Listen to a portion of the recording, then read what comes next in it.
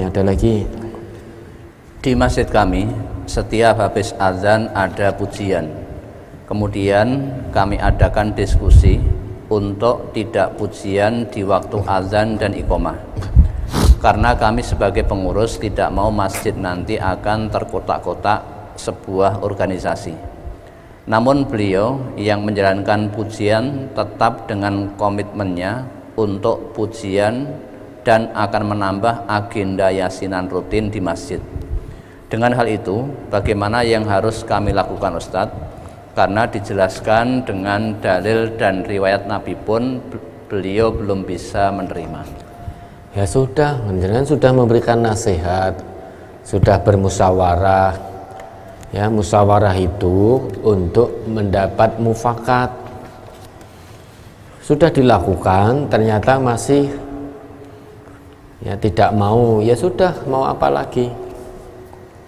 Nah, kalau kita ingin melihat fungsi masjid, Quran sudah berikan, sudah jelaskan fungsi dari masjid itu. Coba dibuka Quran surah At-Taubah ayat 18.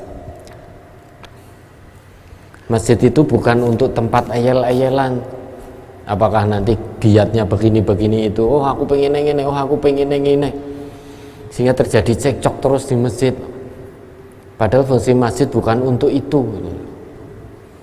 Maka mari kita pahami sama-sama ayat Allah ini. Surat At-Taubah nomor surat 9 ayat 18. Innama ya'muru masajidallahi man amana billahi wal yaumil akhir wa aqamas sholata wa ataz zakah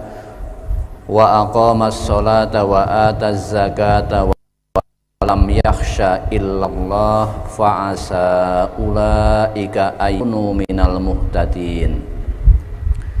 Hanyalah yang memakmurkan masjid-masjid Allah ialah orang-orang yang beriman kepada Allah dan hari kemudian, serta tetap mendirikan sholat, menunaikan zakat, dan tidak takut kepada siapapun selain kepada Allah.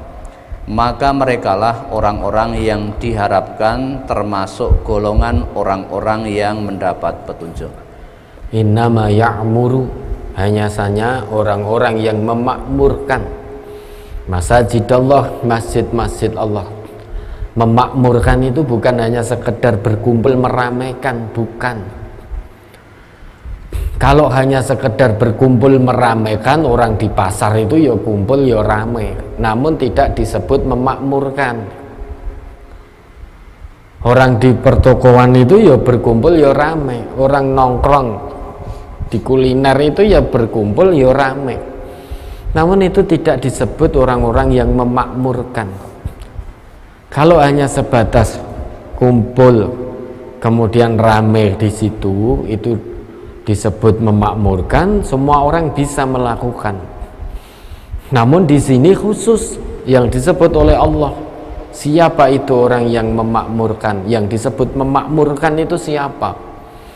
Ini pakai adatul hasr, ya, pembatas, innama, huruf pembatas. Innama ya'muru masajidallah.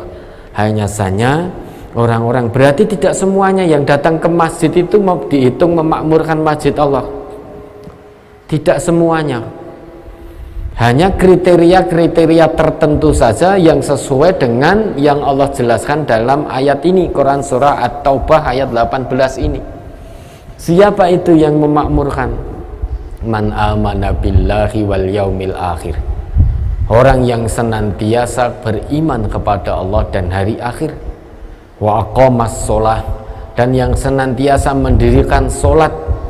Jadi sholatnya berfungsi betul, ya, sholatnya betul-betul berfungsi, yaitu an-nahyu 'anil fasya' wal munkar, bisa mencegah dirinya sebagai benteng dari perbuatan keji dan mungkar. Maka tidak semua orang yang datang ke masjid itu disebut memakmurkan masjid Allah. Hanya orang yang memiliki ciri khusus, kriteria tertentu yang Allah sebut sebagai pemakmur-pemakmur masjid-masjid Allah. Kama orang yang beriman pada Allah dan hari akhir, sholatnya berfungsi sebagaimana yang Allah kehendaki, tidak bakhil, wa ataz zakah, selalu menunaikan zakat. Di setiap rezeki yang Allah berikan dia sisihkan, dia keluarkan zakatnya, tidak pernah merasa iman. Walam yakhsha illallah, dan tidak pernah takut apapun kecuali hanya kepada Allah. Kalau masih takut pada manusia, takutnya pada manusia melebihi takutnya pada Allah, sekalipun 5 waktu jamaah di masjid, dia tidak disebut oleh Allah sebagai pemakmur masjid, karena lebih takut kepada manusia daripada kepada Allah. Nah, dari hal ini, dari ciri-ciri ini bisa kita ambil pelajaran. Pemakmur masjid itu siapa? Yaitu orang yang aktivitasnya di dalam masjid itu membawa manfaat dan berkah. Karena ya'muru itu berasal dari al-umru. Al-umru, maka umur, kita kan sering bertanya, berapa umurmu gitu kan. Umur itu artinya bukan usia sebetulnya.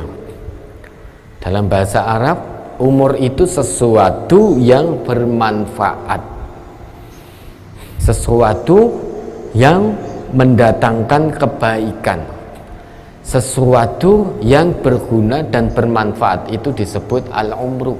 Sesuatu yang bermanfaat lagi mendatangkan berkah, itu disebut al-umru. Maka orang Arab tidak pernah saling bertanya kam umruka, karena umur ini bagi orang Arab hanya akan ditanyakan kepada seseorang yang sudah meninggal. Misalnya tuwfiya fulanun, ya, seorang itu telah meninggal dunia.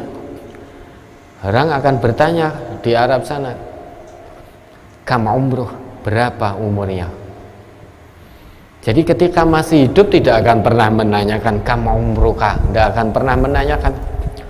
Ketika kita bertanya kam umruka, orang Arab akan tersinggung, saya masih hidup kok kamu tuh anggap saya sudah mati. Karena yang namanya umrun itu hanya ditanyakan pada orang yang sudah meninggal, hanya untuk menyebut tuwfiya fulanun wa kana salasina min umrihi, misalkan begitu. Seseorang itu telah meninggal dunia dan pada saat dia meninggal dia berada di usia yang ke-30. Tapi kalau masih hidup biasanya akan bertanya kam sinuka, tidak kam umruka. Artinya kenapa ini digunakan untuk orang yang sudah meninggal? Dengan kata lain, dia sudah meninggal itu selama berapa tahun hidupnya membawa manfaat dan berkah, maka dia meninggal salasuna, ya. Oh, sudah selama 30 tahun hidupnya bermanfaat dan membawa berkah. Oh, sudah 40 tahun hidupnya membawa bermanfaat dan membawa berkah. Maka kita kan seringkali memohon kepada Allah, ya Allah panjangkanlah umur hamba. Umur itu tidak bisa dipanjangkan, yang ada itu manfaat dan berkahnya. Maka kita mohon kepada Allah, ya Allah turunkanlah berkah dan manfaat pada usia hamba dan lain sebagainya dan lain sebagainya. Kalau minta permohonan panjangkan umur, berarti itu memohon dipanjangkan manfaat dan keberkahannya, bukan dipanjangkan secara umur 10 jadi 20, 30, 40, bukan. Namun memohon kepada Allah dipanjangkan kemanfaatan, kebaikan dan keberkahannya. Maka orang-orang yang disebut oleh Allah pemakmur-pemakmur masjid, yang apabila dia datang ke masjid itu kegiatannya bermanfaat dan menyebabkan turunnya berkah dari Allah. Adapun dalam konteks agama yang namanya manfaat dan menyebabkan turunnya berkah dari Allah, illa ma waffaqal kitab was sunnah, itu kecuali yang sesuai dengan kitab, maksudnya Al-Quran dan As-Sunnah. Lah, terkait dalam perbedaan paham, berbeda dalam memahami ayat dan sunnah, ya sudah, Tadi sudah dimusyawarahkan, yang satu meyakini, oh saya itu dengan begini akan mendatangkan manfaat dan berkah. Nah, panjenengan meyakini yang membawa manfaat dan berkah itu seperti ini. Maka kalau sudah berbicara masalah manfaat, kebaikan dan berkah sesuai dengan konteks din, bicaranya adalah Quran Sunnah, bukan bicara menurutku. Karena kalau menurutku baik, belum tentu menurutmu baik. Maka baik dan benar itu kalau dalam konteks din itu menurut Quran, menurut Sunnah. Kalau yang aku yakini begini itu baik dan benar, mana ayatnya, mana hadisnya? Kalau kamu begitu, mana ayatnya, mana hadisnya? Kalau sudah semuanya, ya sudah dimusyawarahkan, sudah, jangan saling menyalahkan. Lana a'maluna walakum a'malukum, semuanya akan bertanggung jawab masing-masing di hadapan Allah. Ya, mudah-mudahan bisa dipahami. Jangan jadikan ayal-ayalan terus, sudah musyawarah tetap begitu dia, lah panjenengan tetap begini, semuanya sudah merasa berdasarkan dalil masing-masing. Ya sudah, lana a'maluna walakum a'malukum. Jenengan di masjid itu ketika sholat jenengan datang, yang datang jamaah di situ 5 waktu. Ya, kemudian di situ kalau ada sesuatu yang memang kegiatan yang memang tidak sesuai dengan yang panjenengan yakini kebenarannya, tidak usah datang. Wala taqfu ma laisa laka bi ilmun, ini prinsip agama dalam beragama, prinsip dalam menjalankan agama yang diajarkan di pengajian ini.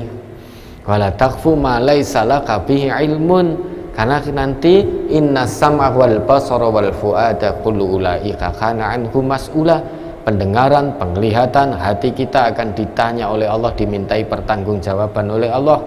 Kamu melakukan itu, amalan seperti itu, kamu mendengar dari siapa? Kamu melihat dan mencontoh dari siapa? Pemahaman kamu dapat dari mana? Mengamalkan amalan yang seperti itu. Nah, itu prinsip menjalankan agama yang diajarkan di pengajian ini. Sejak zaman Ustadz Abdullah almarhum, Allah maghfir lahu warhamhu, diteruskan oleh Ustadz Ahmad Sugino, Allah maghfir lahu warhamhu, dan insya Allah akan terus dijaga khitohnya sampai memang ada dalil yang memerintahkan untuk melakukan satu amalan tersebut. Maka di kajian MTA ini diajarkan untuk mengamalkan dalil, bukan untuk mendalilkan amal, namun mengamalkan dalil. Mengamalkan dalil berarti harus dengan ilmu dulu, bukan untuk mendalilkan amal. Ya sudah, lana a'maluna walakum a'malukum, saling menghormati, saling menghargai. Ya, ada lagi.